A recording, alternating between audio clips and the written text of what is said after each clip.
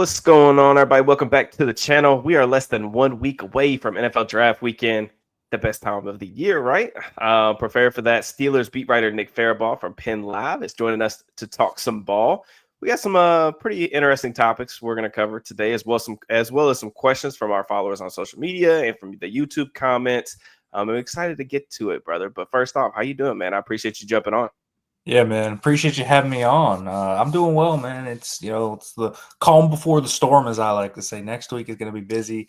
NFL draft week. Also, though, one of my favorite weeks of the year. I love the NFL draft. I came up kind of starting on the NFL draft, so I'm looking forward to it, man. I'm doing well. I'm doing well. How are you? Absolutely. Yeah, I know, man. It's just like we get to this what I like to call like crunch time, and like you're trying to finish like your last couple evaluations. You're trying to like we've got all this, information flowing about like who teams are specifically looking at. All these rumors floating around. We got Aaron Rodgers still doing Pat McAfee, still making the Steelers wait on his decision. But we're gonna focus today on the NFL draft, talk Steelers, answer a bunch of questions. I'm really excited to do that with you, man. Just before we get started, everybody, if you could, make sure you subscribe, hit the bell for notifications, like the video. Lots of NFL draft content coming you guys way over the next week or so.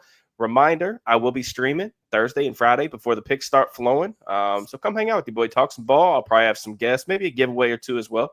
But to kick this thing off, man, something I really like to do and the way I like to talk about the draft with people that, cover the team like yourself is, in your opinion, in order for the Steelers to have a successful draft weekend, what do they need to do? I think they need to do two things. One, they can't panic draft a quarterback. That's what I would say is the first Yes, one. that's one of my things. That's Um, literally one of my bullet points. They can't. And I really mean, avoid a first round quarterback for the most part. Hmm. Shador isn't like a complete disaster for me. I I agree. understand that one, but Dart, Milrow, Shuck, whoever, stay away from them. If it's Shador, I understand it. I'm not. Yep. I personally, if I were a fan, I wouldn't be geeked at that, but I would also Hmm. understand it.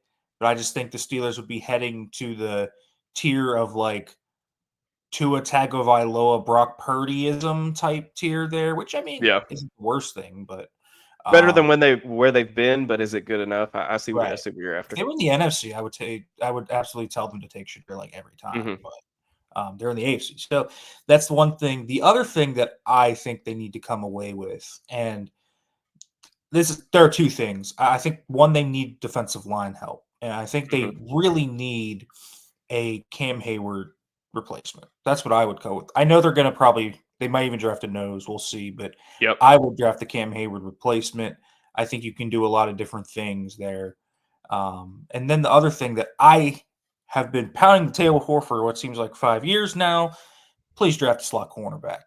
That's the other thing that I think they should come away with. So Yeah. those are my three things. They're almost certainly going to draft a running back too, but Yeah. those are my three things that I think they need to come away with. Yeah, I mean, those are very similar to the three things that I kind of wanted to talk about as well, just because I think they've conditioned me to not care about the slot cornerback. It's like the more I talk about it, the more upset that I get every offseason when they just kind of put patchwork over it and they don't do anything with the position. And then we get midway through the season, be like, yeah, this is kind of important.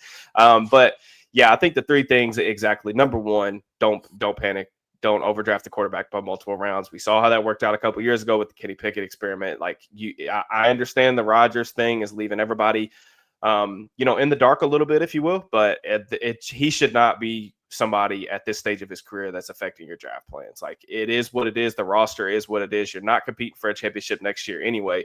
The worst thing that you can do is like, especially without a second round pick, is reach on one of these guys by a round or two, and then put yourself in a bad position for the next couple of years. So I definitely agree with that. I would say the second thing too is just you need a starter on the defensive line, and it's going to be pretty easy. I feel like to find one in this draft. I mean, I've got over a dozen interior defensive linemen in my top 100 right now that I'm wrapping up. There's all the different flavors. You mentioned they could go nose tackle, they could go defensive end, whatever you want. If you want a pass rusher, if you want to run stuffer, like it's there for you in this class. So I find it hard to believe that they won't be able to do that. And same thing with running back. I kind of, for me, running back is I don't necessarily care what style of back they get.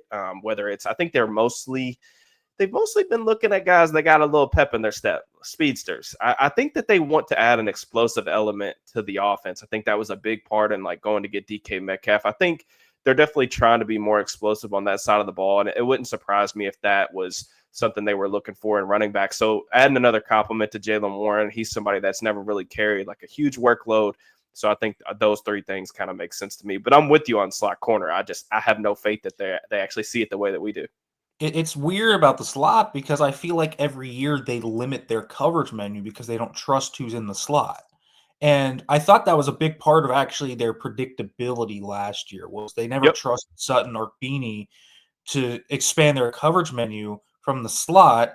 And I just think, you need game changers there. That's like why I would be completely fine with them taking Jade Barron at 21. I Okay. think he's a completely fine pick.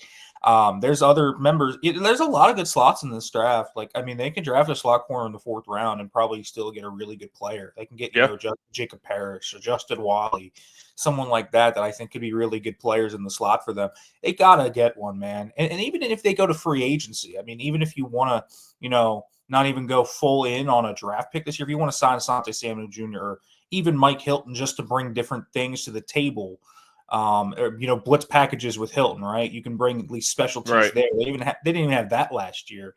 Yep. So they just need more skill set diversification in the slot. I think Beanie's a completely fine piece to have on the roster. I think, he's a Yep. young player that showed signs of good things, but definitely was a rocky up and down last year. Mm-hmm.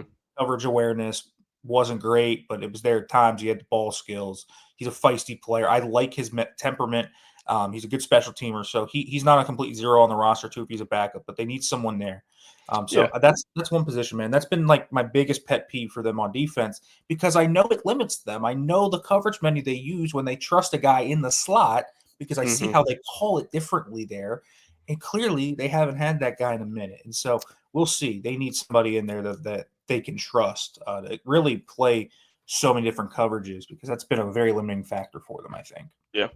Yeah, I completely agree with everything you're saying. It feels like every cycle we talk about this, and it doesn't really necessarily get addressed. They kind of just put somebody in there. But I think at the bare minimum, whether it's a late round draft pick on day 3 or bringing in some type of like priority free agent, like you got to bring in somebody to at least like push Beanie. You don't want to hand him the job. I don't think that that's what they would do anyway, especially considering they gave Sutton the job over him last year, even though like Cam quite literally could not run anymore, and it was fairly obvious from the second that he stepped on the field.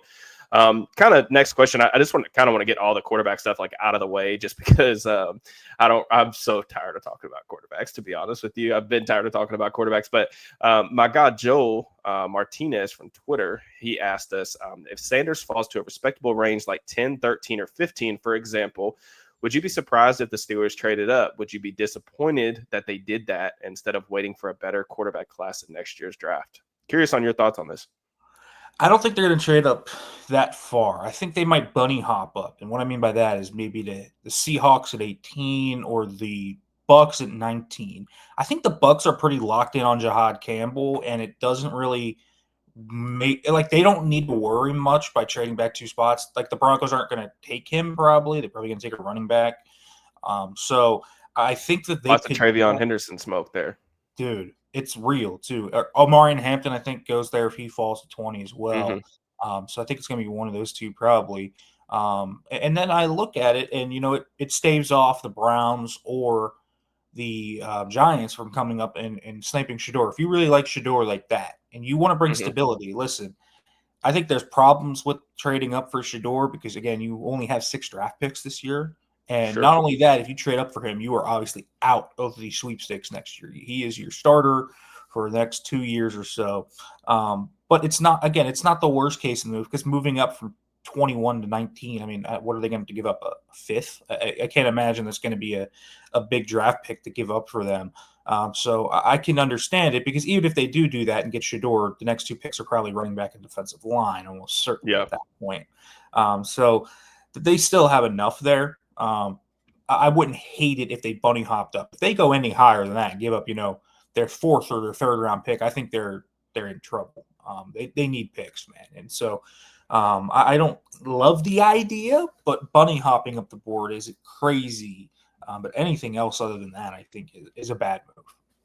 Yeah, I'm kind of with you. I think I'm out on trading up for Shadur, like in the spots that he's talking about.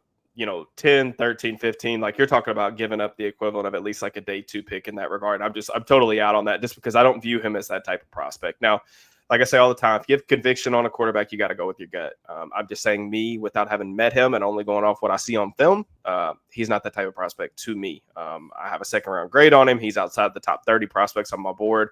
I just would be shocked. I mean, it would be impossible for them to not have better options, I feel like, at that point in the draft, especially trading up. Now, if you want to do it at 21, depending on how the board falls, like I could definitely understand it. It's not the worst thing in the world, like we covered earlier, but there's a lot to like with Shadur, with the toughness, the accuracy, just like the mental acumen. I do think he's got some polish to him. Excited about seeing where he lands and how his career develops. I am worried a little bit about some of the scar tissue from playing behind that offensive line and a really terrible offensive ecosystem, and then just some of the habits that he's developed on top of that, and just like talk about upside earlier too with playing in the AFC, like he just doesn't have like the top end tools. So that's another reason why I wouldn't trade up necessarily. I wouldn't be too like biting at the bit to kind of do that.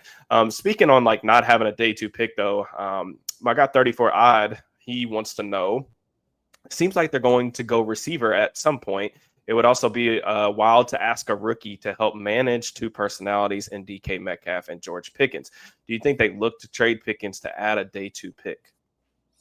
I don't right now. I listen. It's just kind of where I'm standing right now. Like I think if they get blown away by an offer, maybe, but I don't think they're actively looking to move off him.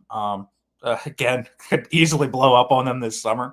I think because how's George going to react when they tell him, "Hey, man, we're not giving you money this year. We're not going to extend you. Is he going to want Yeah. out?" I think it's definite reaction, right?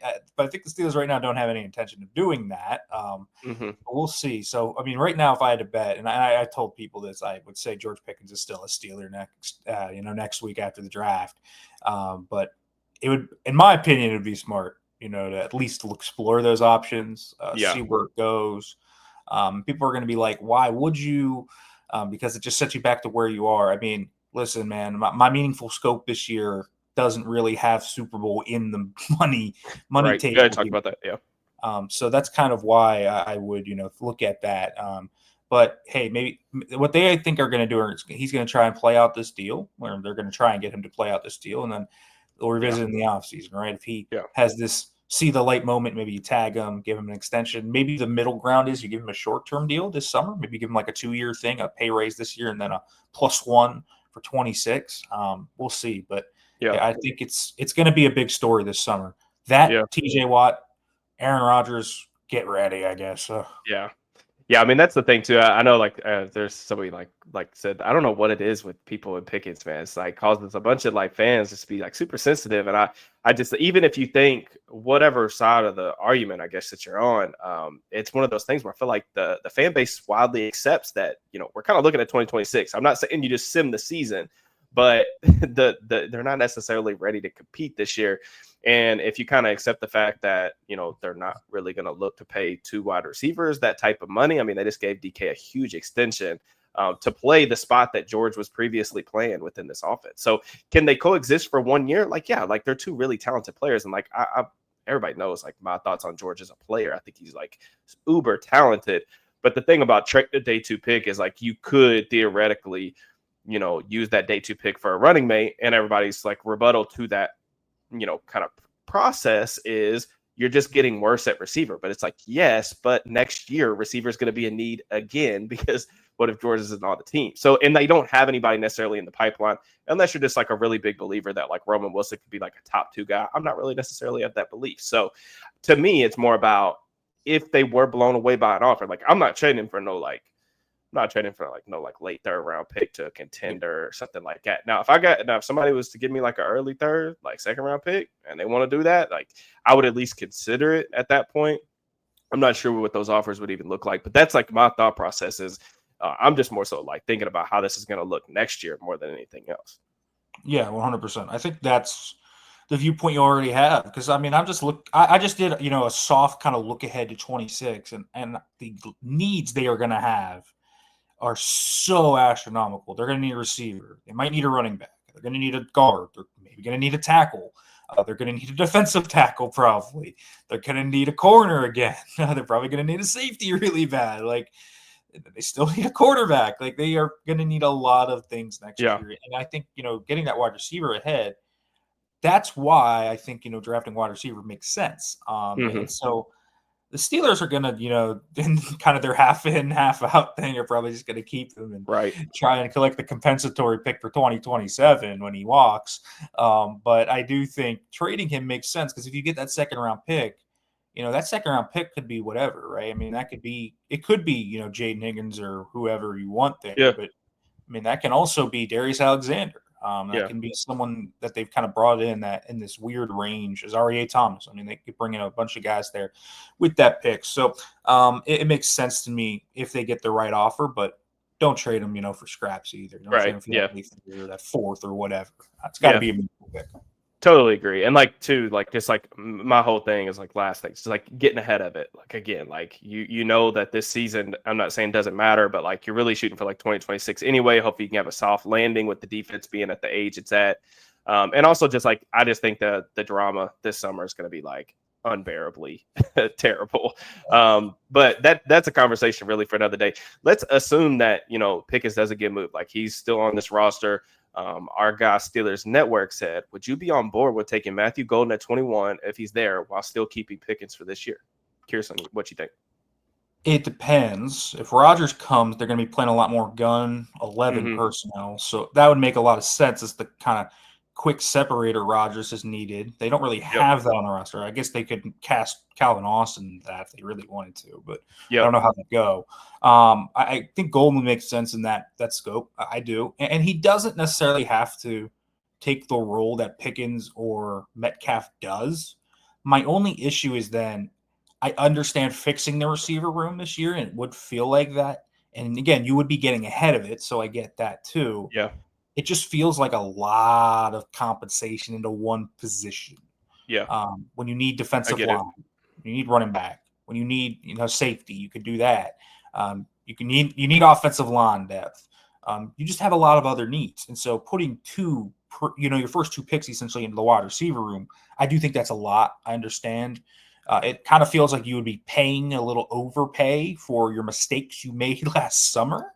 But I would be with it because I think Golden is such a premium talent. I love his game. I think he fits into the offense, and obviously then you wouldn't have to draft a wide receiver next year. So I do understand the thought process behind it. He's personally not my 1-1 at 21, but Ward's right. I'm taking Matthew Golden at 21, and I'm not mad at that at all. He's my favorite wide receiver in this class, to be quite honest with you, outside of Travis Hunter, of course.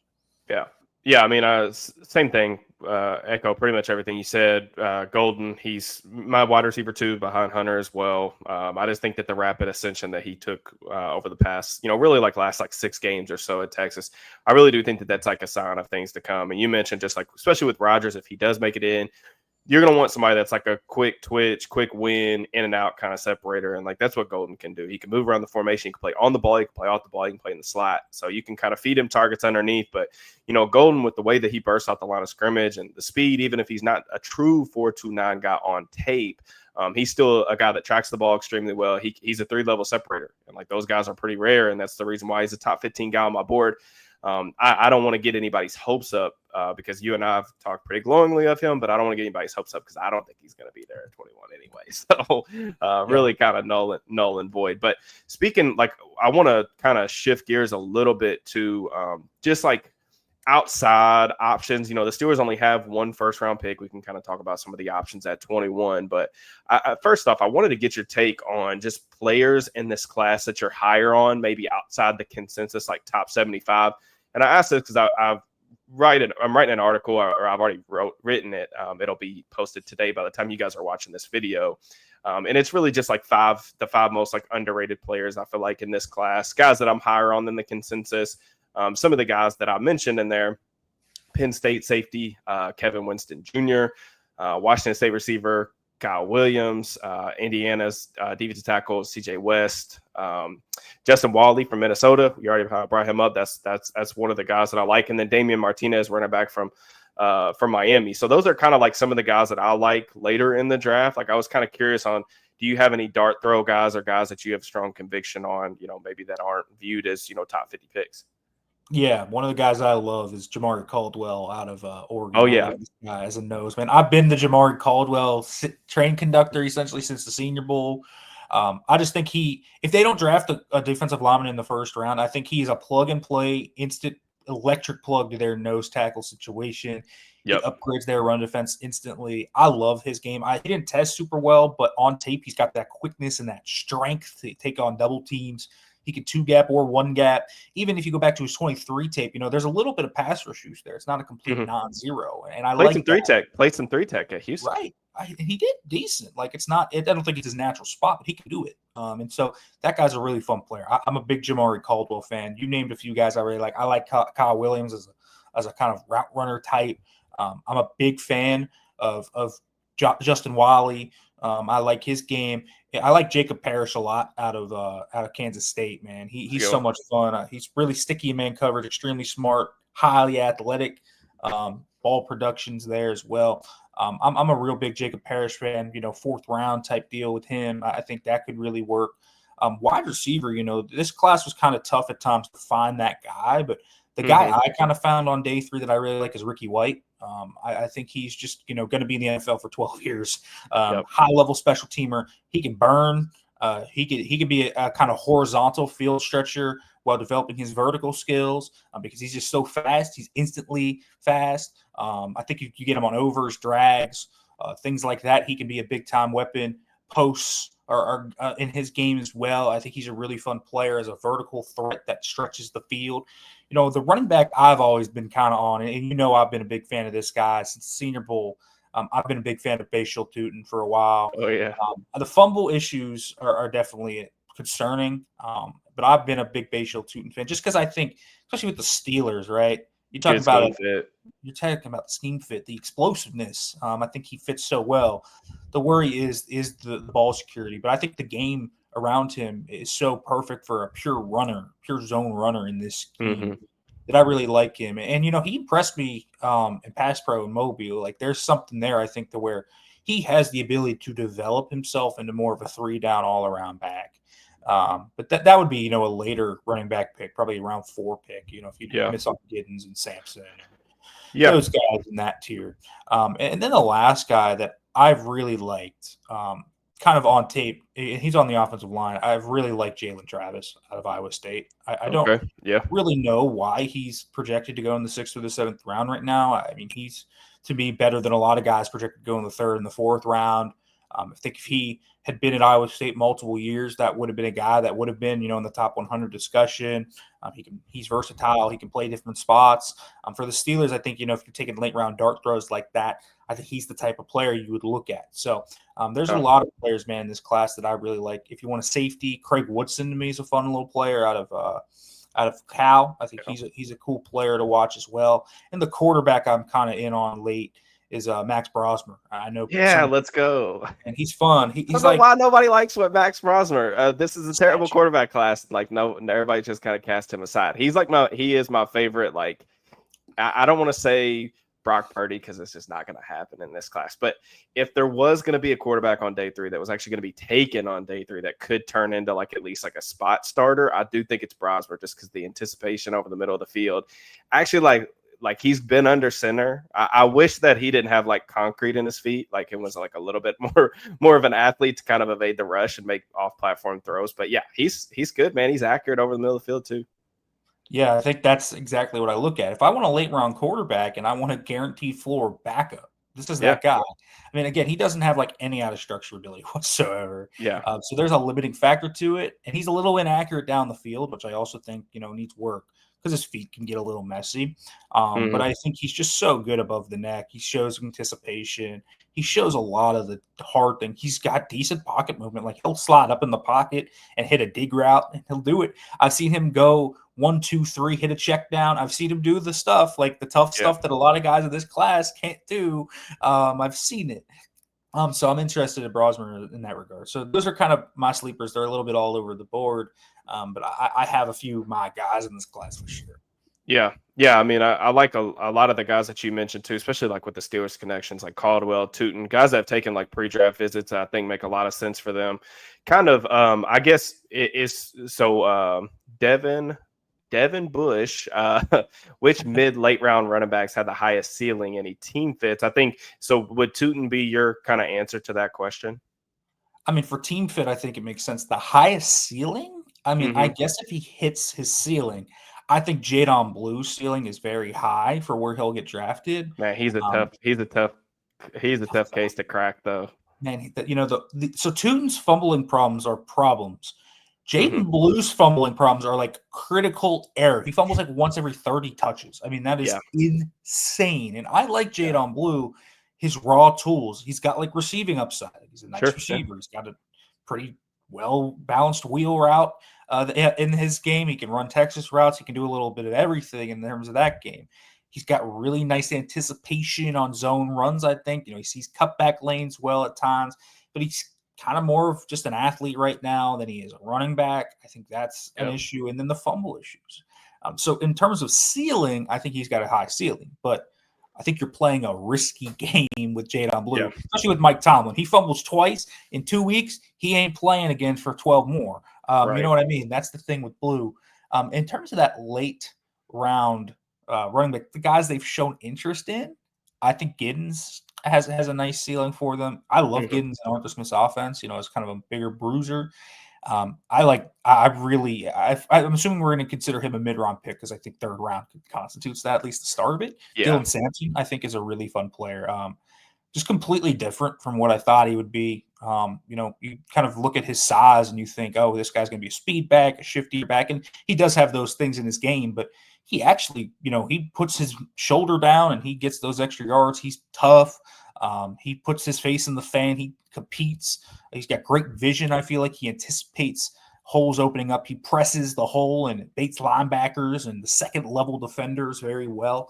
I think Dylan Sampson actually, is a really good pick at Oh yeah, he's a 83. good player. And so I think if you're talking about high ceiling, I actually think Sampson might be the answer. I really actually Yeah. like that fit. But there's so Yeah. many good running backs in this class. We've talked about Giddens, Tootin, whoever. I mean, they walk away with any of them. I think they're going to get some different type of skill set and a really good complementary skill set to Jalen Moore. Yeah, I mean that's the thing too. One of the things I think is kind of underrated about Warren that makes it nice to kind of pair him with is some of these guys aren't necessarily great in pass protection. That's one of the things you always worry about with young backs is can they get on the field? That's one of the critical factors of running backs for rookies, right? Are they going to be able to understand the protection games? Are they going to be able to pick up blitzers? Because at the end of the day, like if the quarterback's the highest paid player on the field for most teams, you got to keep him off the dirt. If you don't, you're going to sit the bench. You're going to be inactive on Sundays, and Warren being able to do those things, and also like Kenny Gainwell being able to do those things, would allow you to take some of these other guys that are a little bit more raw in pass protection, kind of work them into the system instead of relying on them to do those things. Doesn't mean that you can get away with them being complete duds, because I mean, when they're out there, they can still attack them defensively. But yeah, I mean, the thing with Tootin, and this kind of goes for Blue as well. But Tootin could be one of those guys that I don't know if you necessarily ever see him being a high volume player, but he could be a guy that by week 9, he has 70 carries or something like that, and he's already broke like 3 or 4 50-yard runs. Like, and that's just like the kind of athlete that he is. Like the speed is like really, really easy. He just glides when he gets a runway. So that would be something. Blue to me was a really difficult player to evaluate because when I went through his film, I kept seeing him do these things, and he would do them once. Like, for example, the route running upside is very evident. You mentioned like the Texas routes, the wheel routes. You can put him on option routes. You can actually line this dude up and like as like a slot receiver. But he had 5 drops last year. And then you mentioned the fumbles, and it's like when they asked him to run the ball at Texas, it was pretty much all outside the tackles. So it is like kind of okay. We can get him on outside zone stuff. I think he saw those things. Okay, but for me, there's so many backs in this class that I already know what they are. That's the reason why I love Damian Martinez. That's the reason why I love Devin Neal. Those guys, they're going to play a long time in the league because like there is no projection. You've seen them do it. You know what I'm saying? And When did the the Steelers thing, drafted a high variance player? You mean? yeah, I mean and that could very well be where they're headed. And like if it's on day 3, like I could get on board with Blue. I actually could talk myself into shooting in that third round range. Like that's right about where I'm kind of valuing him, just because one of the changes I made to like kind of my grading scale and evaluations in general with the running back position, I am trying to value explosive plays in the run game a little bit more than I have in the past, just because like the way that defenses have changed, a lot of too high shells, trying to keep things in front, all that stuff. Having a back that can't rip off an explosive run, that's something the Steelers haven't had in a long time. You know what I'm saying? So you kind of got your in between the tackles back with Warren, and you pair him with a pass down back and Kenny Gainwell and a speed back. I mean, I think that's a pretty good stable that you can be really excited about. So let's see here. Okay, this is actually a really good question. I have my answer, and I think my answer is going to be the same as yours, just based on like some of our recent communications before we jumped on here. What realistic prospect would you be absolutely disappointed that the Steelers took him at 21? Jackson Dart. That's what I would Yeah, say. any quarterback. Yeah, basically. But Jackson Dart really, because again, like I said, Shadur, like I get it. Dart Yeah, though, I just don't understand. Really, any of the other quarterbacks. I mean, Milrow too. Shuck would be an absolute awful pick. I'm yeah, sorry. I like Tyler Shuck coming out of the Senior Bowl when he was like a 4th-round prospect, but this yeah. top 50 hype's absolutely bananas. Absolutely bananas for him. So the quarterback position, I think, would definitely be questionable. I also don't really want non-Genti running back. I think doesn't make much sense for them.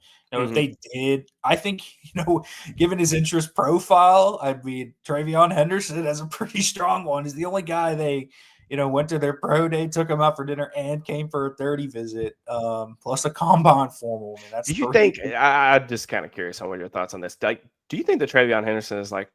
I know the class, so there's no point in discussing like grades or whatever. But like, is Travion Henderson really a top 20 player in this class? Like, I like Travion Henderson. I It's love just him. it's kind of you think he's a top 20 player in the class? I don't. I love him, Okay, but I think there are going to be teams that view him as Jameer Gibbs, and they're not going to get Jameer Gibbs. just totally different players, man. Like in terms of like contact balance, being able to run in between the tackles. I mean, there's definitely a lot to like with Travion. Like I said, like the critical factors of getting on the field as a rookie. Like Travion's a great pass protector. He catches the ball extremely well. Like he's going to give you the explosive plays.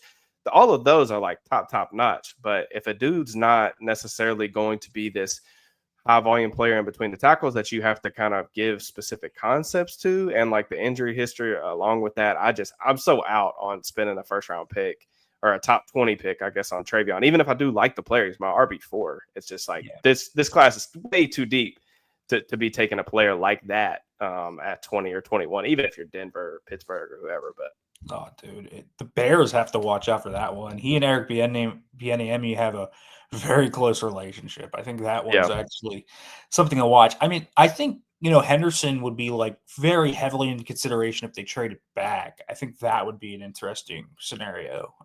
But not at 21. I think that's very rich for my liking.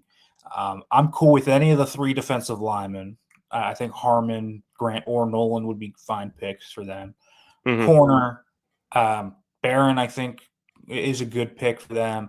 After that, I don't know. I mean, I think a little early for Amos and Hairston personally for me. I like Amos, but it's a little early for me on him. But the real one is just don't reach for a quarterback. Yeah. That's what I would say to everybody. If they take Jackson Dart, and you're gonna have a lot of entertainment, I think, from podcasters and Yeah. reporters because that pick's not going to go over well. Yeah, we'll see, man. I'm praying they don't do it again, man. I'm like, please, whatever I got to do, I'm just please don't put me through this again. But yeah, I'm actually surprised you didn't mention the player that I was actually thinking you were going to, the safety. I thought you were going to bring up Oh, Eamon Iman Warrior. Worry, yeah, Yeah, dude, he's uh, awesome. I'm not an Iman Worry guy. yeah. I just to me that's another one in terms of just value of the player, like what he is right now. I think that's personally too early. Now I will say this, like I know that the league views him very highly. Like you can just connect the dots, man. For one, the dude tested like an absolute freak. The NFL loves to bet on traits, even if those traits don't necessarily mean that someone's a good football player right now. And coaches are even more in on that than you would ever believe, just because they see a guy with those type of traits and they get over their skis because they're like, oh, what could I teach this kid to do? Like he there's all this moldable ball of clay to work with. But with him and Worry, man, like he's just a big dude that doesn't necessarily always play to his size potential, and that's something that really bothers me. And then, like, I do think that he is extremely gifted athletically, but it is linear athleticism. It's not as much like agility, change of directions, things like that. So for me, projecting where he's going to play at the next level was really difficult to find a home for him. He's not a guy that's played a lot of single high, so you can't really look at him as a fail safe, in my opinion, as like Minka Fitzpatrick. Maybe the Steelers think that he's lost a step. They want to try to get some type of contingency plan if Minka has another down season. You got a really strong box safety in Deshaun Elliott, and I could see Emmanuel being a box safety, but I just don't have as much belief in that because he doesn't necessarily always play the way that you need to play in terms of how he approaches blocks, wants to get on blocks, deconstruct those, and like get into the backfield. And then in the slot, there are certain matchups where I feel like he can definitely match up with, like tight ends. Like I think he's going to be a tight end eraser at the next level. You know what I'm saying? Like you let him get up and press, like use those long arms, disrupt the timing of the quarterback. The quick twitch in and out guys, I just don't see him being able to cover those. So then, like, it's like, what exactly type of player, what type of usage are we even talking about here? So I don't know. I think maybe it's just because I feel like everybody's been burned by this type of player so many times, like Obi Melifonwu and things like this. And maybe it's just in my old age, now that I'm over 30, I'm just not as creative as I once was. But I don't know. I kind of see the vision a little bit. I just think we're so far away from actually getting that. So Eamon Worry would be my guess, but I also echo everything you said, obviously, about the quarterbacks. Yeah, man. Yeah. Let's see here. I got two more questions, and then we'll get you out of here. First off, I want to kind of know, I guess, your thoughts on. Let's just say, the Steelers are up at 21. Who is a player that you would not trade down from? Because I think there's a lot of conversation about, could the Steelers trade back into day 2, collect another day 2 pick, whether it's an early third or something like that. Maybe they could trade down with one of these teams wanting to come up and get a quarterback, maybe like the Giants, even the Browns, interdivision trade. What's a player that if they were there at 21, you would just be like, nope, don't care like I don't say don't care what the offer is, but it's like, no, it would take like a first round pick in next year's draft or something like that for me to move down. That's an interesting question. I think Barron would be my answer to that probably. Mm-hmm. I mean, even Harmon, Grant, and Nolan. I think you could trade down and still be okay with that. I like all three of those guys, but Mm-hmm. I would trade down from there if you got an offer. But Barron, I think, is one of those guys, man. He could, like, I think this is probably a hot take. I don't even think you probably share this opinion, but my personal preference would be Jahdae Barron at 21. Like, just straight up, I would take the slot corner because I think you need a guy that could just change what you do in terms of middle of the field coverages. And the Steelers have been burned so much by this predictability on defense. The Mm-hmm. spot drop cover 3, the cover 1 is the change up. Not trusting that slot to do much. Barron Mm-hmm. can do it all. He can cover. He can be a blitzer. He's a really stout player in the screen game and run game. And then next year when Slay leaves, you could put him outside if you really wanted to. Like, I think there's just a lot of upside to Jahdae Barron. I don't think I'd trade away from him. So I think he's probably the one guy. I mean, there's unrealistic scenarios. Like, I mean, you're not trading away from Genty. I don't think you're not trading away from Yeah. those types of players, but I don't see that happening. So of realistic scenarios, I think Barron would be the one that I would be like, dude, just stick it and just take that guy. Yeah. I think he's a game-changing force for your defense. I'm kind of on the fence on Golden. I like Golden, but I also don't really right now. If their plan is their plan, I don't really value spending that first-round pick at wide receiver personally. Mm-hmm. It's fine, but it's not, some like, oh, if I get a big time, day 2 picks from Philadelphia, I'll just go back. It's fine. Yeah. So that's kind of my thoughts. I think Barron's, the guy, like even Will Johnson, if he's there at 21, I think that one's an interesting discussion too. But Yeah. Barron's kind of the guy that I would be like, dude, just take. Yeah. Yeah. I mean, I think the guy for me would be Walter Nolan, just because I think I'm just higher on Nolan than the consensus is. And I will say this too, like that's not an opinion that everybody shares. Like not the bigger name, not all of the bigger name draft gurus like share that opinion with me. And I will also say that I know that not every NFL team shares shares that opinion with me. That's just my own personal opinion. Now I will say this about Harmon, bro. I'm I'm just telling you right now, there is a lot of love for Derek Harmon in the community right now. I thought that we were crazy because I think that you and I were talking about Derek Harmon like as soon as the season ended. I know exactly what I was doing. I looked up like the pressures, the defensive linemen that were coming out. I saw these really impressive like pressure numbers. Went to look at him like, man, this dude's in the backfield all the time. Like he can really play. And he was at that point in time, I think he was mocked in like the 50s or something like that. That this is a great option.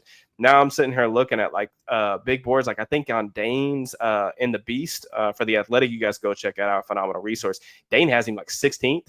I was listening to Fran Duffy talk about him as well. Like he's pretty high on Fran Duffy's board. There's a lot of love in the community, and it was funny. I was even talking about Harmon yesterday with someone else that does like film stuff, kind of in the same sphere as I do for the Bengals, and he was saying like, yeah, Harmon's not getting past Cincy. Like it will not happen. And so that is kind of interesting. Like Harmon's a guy that I think everybody says kind of penciled in as like, oh, like they just won't trade away from him. I don't know if he's going to make it there.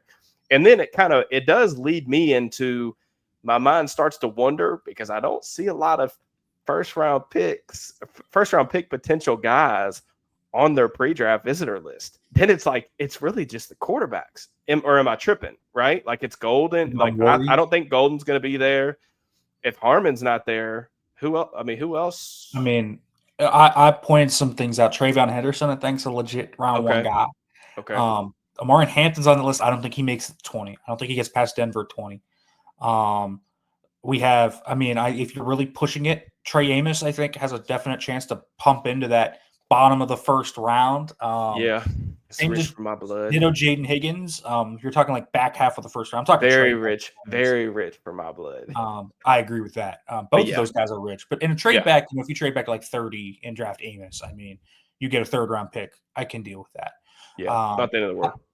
Iman Wari is another one that definitely is on their first round. Oh list. Yeah. That's I don't know. That might be where they would pivot to. I think if Harmon is off the board, I think Grant's a real option.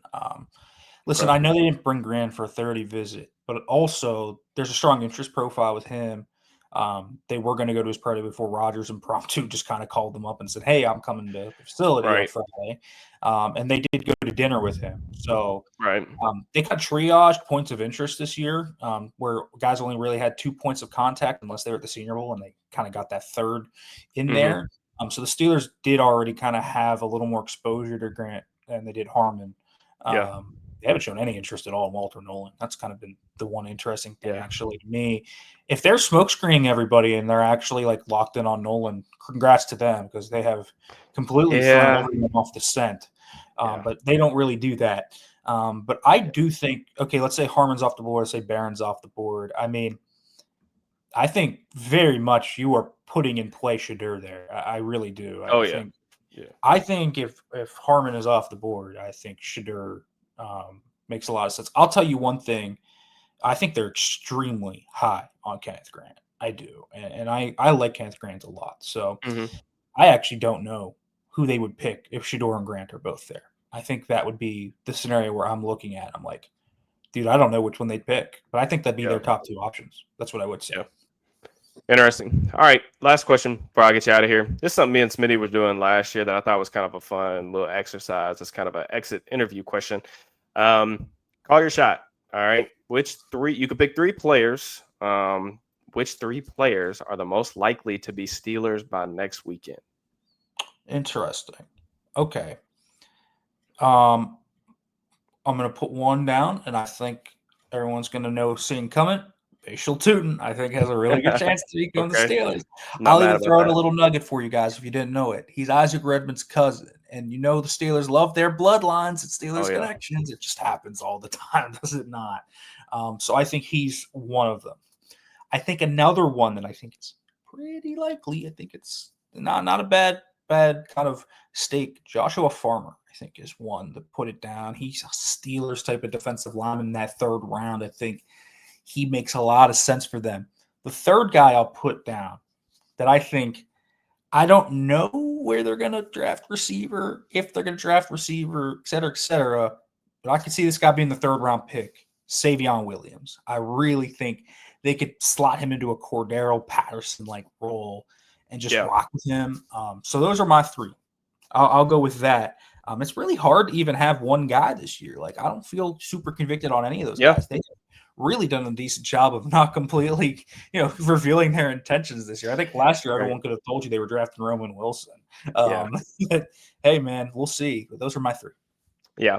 Proud of them. This is growth. This is growth for them. So yeah, it's going to be really interesting. I feel like this year, like maybe more than ever, I'm more conflicted on who the Steelers are even going to take in round one. I feel like you said, like most years, it feels like we have a very specific couple players, or at least a position that we're pretty confident like this is going to be where they go. Whether it's tackle last year with Fautano, I was pretty confident that that was going to be the direction.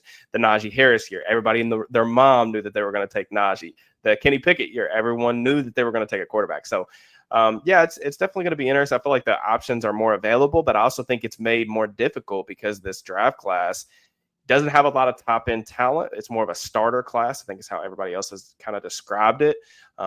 There's a lot of decent players, but not a lot of like necessarily studs. So yeah, it's made it a lot difficult because I honestly I don't see a lot of trades happening, and we still don't have one yet. But I don't see a lot of trades happening on like night one of the draft.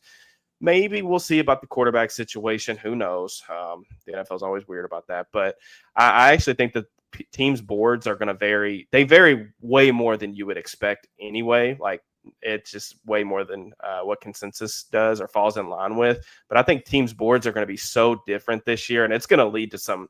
I don't want to say like Cole Strange level picks. Like I don't think we're going to see a fourth round guard at 20 or whatever from Hoodie, but I do think we're going to see some off the wall picks, which I'm really excited about. But Nick, I really appreciate you coming on, talking some ball with me. I know we went a little bit over, but please tell the people where. I'm sure most of these people hopefully are already following you, but tell the people where they can find you and what you're working on. Yeah, you can find me on Twitter at Farabaugh FB. Make sure to follow me over there.